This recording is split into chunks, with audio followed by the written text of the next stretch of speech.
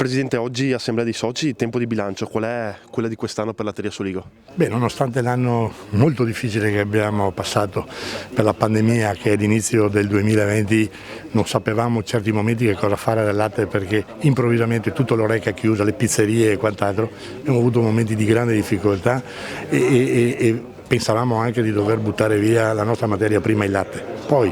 capacità che abbiamo con le nostre maestranze interne, siamo riusciti a lavorare tutto il prodotto, la grande distribuzione aveva bisogno di prodotto, abbiamo cambiato le nostre produzioni e sostanzialmente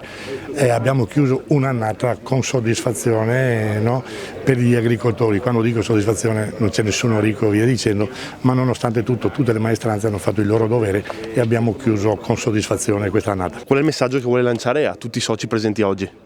Il messaggio che dico, nonostante difficoltà, nonostante le crisi, non mollare mai. Noi dobbiamo andare avanti, migliorare i nostri prodotti, stare attenti all'ambiente perché questa è la nostra forza che dobbiamo avere, migliorare i nostri prodotti, la nostra qualità del prodotto e anche per quanto riguarda gli animali, no, dei nostri allevamenti che siano tenuti in maniera sana e salubre. Questo è il messaggio che do ai nostri produttori, ma non mollare perché noi del 1883 stiamo producendo prodotti per l'alimentazione umana e lo dobbiamo continuare a fare con il messaggio dato dai nostri avi in maniera sempre migliore con prodotti perfetti, come lo Statuto ha detto a quei tempi. Ministro, quanto importante è questo settore, il settore caseario per tutto il Veneto e per la ripresa anche dell'economia?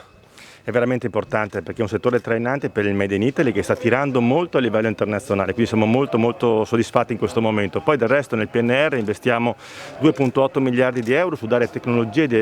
di innovazione e tra l'altro la Latteria di Soligo insieme alla Lattebusche ha avuto un importante accordo con il Mise al tempo appunto del governo Conte, con il quale abbiamo stanziato 24 milioni di euro al 40% a fondo perduto, 9 milioni sono appunto per Soligo, quindi una grande realtà che sta guardando il futuro attraverso un rinnovamento industriale che ci permetterà di guardare le prossime generazioni. Sindaco Parenci, cosa significa per un territorio come Fara di Soligo avere un'eccellenza come Latteria Soligo? Beh, come è stato appena detto, questa è un'eccellenza e un vanto per tutto il territorio, non solo per la nostra comunità. Ricordiamo che la Latteria di Soligo è presente dal 1883, insomma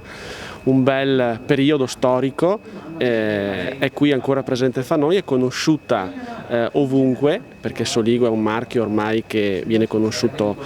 in tutta Italia e quindi è sicuramente un vanto riuscire a portare questo nome anche fuori dei confini territoriali qui della zona, per cui un grande grazie a tutti i produttori, a tutte quante le persone che da anni sono presenti e attive affinché la latteria abbia e continui a portare avanti questo nome così importante con prodotti così di qualità.